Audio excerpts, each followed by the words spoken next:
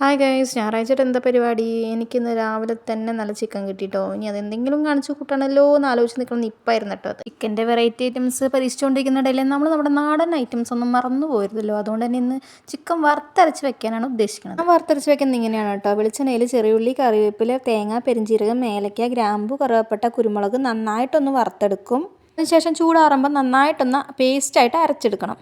ഇനി മറ്റൊരു പാത്രത്തിൽ വെളിച്ചെണ്ണ ഒഴിച്ച് വെളുത്തുള്ളി, പച്ചമുളക്, സവാള ആവശ്യത്തിന് ഉപ്പും ചേർത്ത് നന്നായിട്ട് വഴറ്റിയെടുക്കണം. ഈ തക്കാളി ചേർത്ത് ഇളക്കി തക്കാളി ഒന്ന് വെന്ത് വരുമ്പോൾ മഞ്ഞൾപ്പൊടി, മുളക് പൊടി, മല്ലിപ്പൊടി, ഗരം മസാല ചേർത്ത് അതിൻ്റെ പച്ചമണം മാറുന്നവരെ ഇളക്കി കഴുകി വൃത്തിയാക്കിയിരിക്കുന്ന ചിക്കൻ അതിലോട്ട് ചേർത്ത് ഒരു 2 മിനിറ്റ് ഹൈ ഫ്ലെയിമിലിട്ട് തന്നെ നന്നായി ഒന്ന് ഇളക്കി യോജിപ്പിച്ചെടുക്കണം. ഇനി അതിലേക്ക് 2 കപ്പ് വെള്ളം ചേർത്ത് തിള വരുമ്പോൾ നമ്മൾ റെഡിയാക്കി വെച്ചിരിക്കുന്ന അരപ്പ് ചേർത്ത് മൂടി വെച്ച് നന്നായിട്ടൊന്ന് വേവിച്ചെടുക്കണം.